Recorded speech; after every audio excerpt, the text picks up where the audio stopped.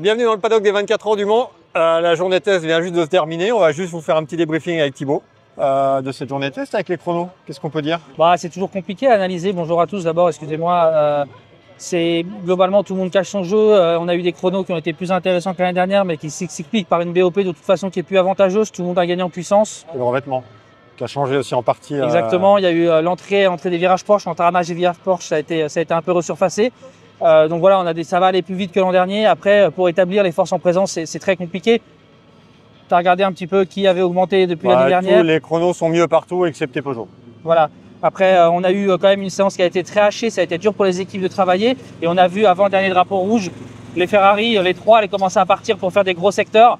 Et je pense que ça montre encore que les Italiennes, clairement, vont être là. Je pense qu'il n'y a pas que les Italiennes, non? Non, il n'y a pas que les Italiennes. Voilà. Après, moi, le ressenti que j'ai, c'est que j'ai vraiment la sensation que c'est plus serré, plus compact. Exactement. Déjà, il y a BM et Alpine déjà qui sont quand même mieux. Voilà. Cadillac un peu derrière, mais c'est qu'une journée test. Donc je pense que le groupe complet est plus compact. Non, voilà, je maintiens qu'au final, on a rien vu de ce qu'ils sont en mesure de faire. Et hormis Peugeot qui a l'air vraiment en retrait et c'est pour qui c'est compliqué, je pense que tout le monde va avoir peut-être une belle carte à jouer.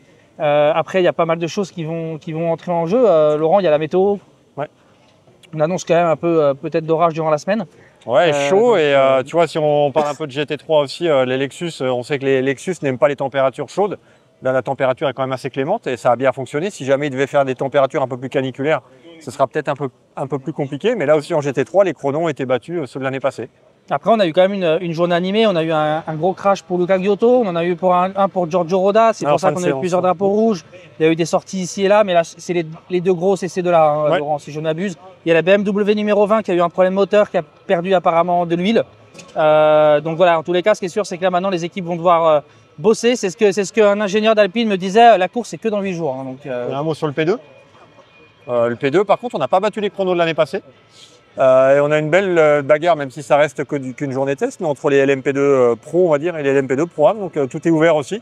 Et je pense que ça va être, pour l'instant, sur le papier, encore plus ouvert que l'année passée. Je sais pas ce que tu en penses, mais à tous les niveaux. Ouais, à tous les niveaux, ça va être plus ouvert. Et encore une fois, on peut se réjouir d'une chose, c'est que c'est serré.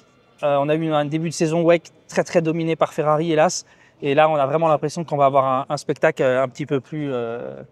Ouais. Tu rigoles. Non, mais je dis en fait, on passe un peu pour des blaireaux parce qu'on arrête toujours. Enfin, on critique souvent la BOP, mais on est incapable de donner le nom du vainqueur en fait. Non, mais c'est voilà. Donc c'est ce qui fait le charme, de l'endurance et de la course finalement. Oui, il y a une BOP, mais pour l'instant, on est incapable de dire qui peut l'emporter. Il y a tellement de paramètres sur une course comme celle-ci que rendez-vous dimanche à 16h. Ouais, puis rendez-vous d'abord mercredi, ça va être super intéressant avec le nouveau format de qualif. Ouais. Ça va être un gros show parce qu'en plus. Ils auront un quota de pneus assez conséquent, donc ils vont pouvoir aller jouer. On va voir qui met quel pilote à quel moment, notamment en hypercar. Il faut prendre deux pilotes différents, H1, H2, et là ça va être super intéressant. Donc dès mercredi, on va clairement avoir une image du paysage un petit peu plus définie, si on peut dire. Ok. Et mercredi. Et téléchargez le guide Endurance Info.